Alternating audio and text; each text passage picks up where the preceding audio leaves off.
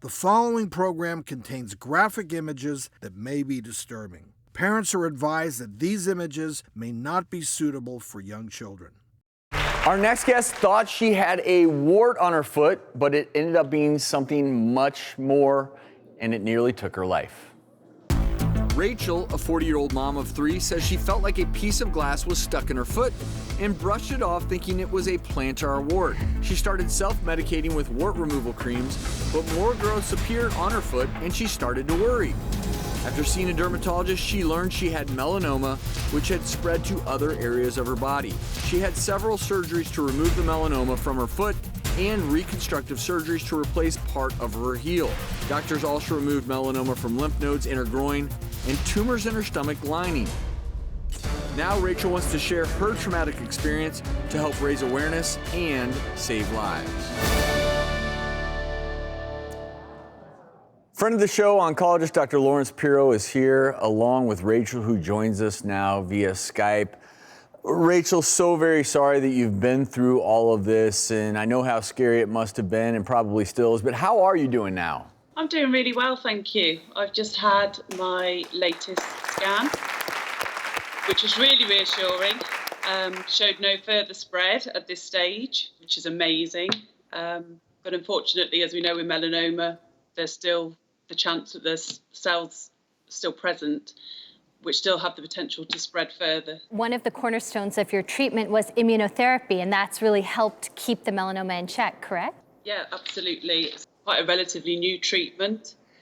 I go every 4 weeks and have it through IV at the hospital.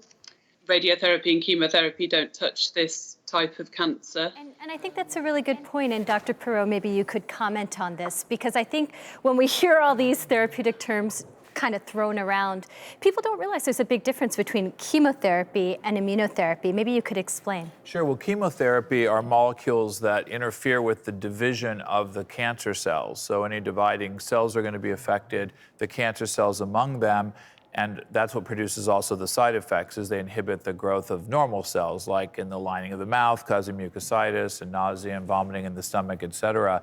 The problem is that often in melanomas, there may not be a lot of actively dividing cells, and many of them are, for whatever reasons, relatively resistant to chemotherapy, as Rachel was saying.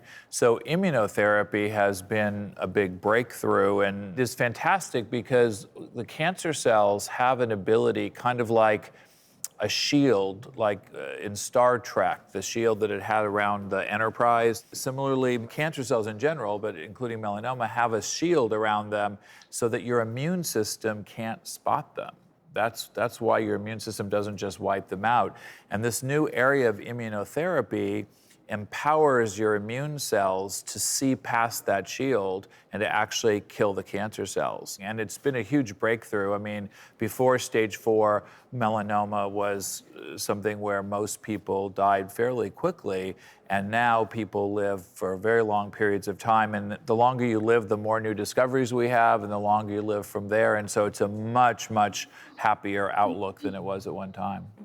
How do you know if you might be, if you're diagnosed with cancer, you might be a candidate for immunotherapy? Your oncologist should always be looking at what kind of molecular profile your tumor has to see if there are any molecular abnormalities that we could use targeted therapies for, and then whether or not you're a candidate for immunotherapy. And there are tests that can be done on the tumor that look at how many abnormalities there are in the DNA, how abnormal the cells are, and other markers that give us an idea of whether or not you would respond to immunotherapy. And many people may have stories of themselves or people they've known that have had stage 4 melanoma where doctors would say, you know, there's nothing that works, get a plane ticket to Hawaii and put your affairs in order, you know, and that really, really did used to happen. And that's not a conversation, thankfully, that happens very much anymore.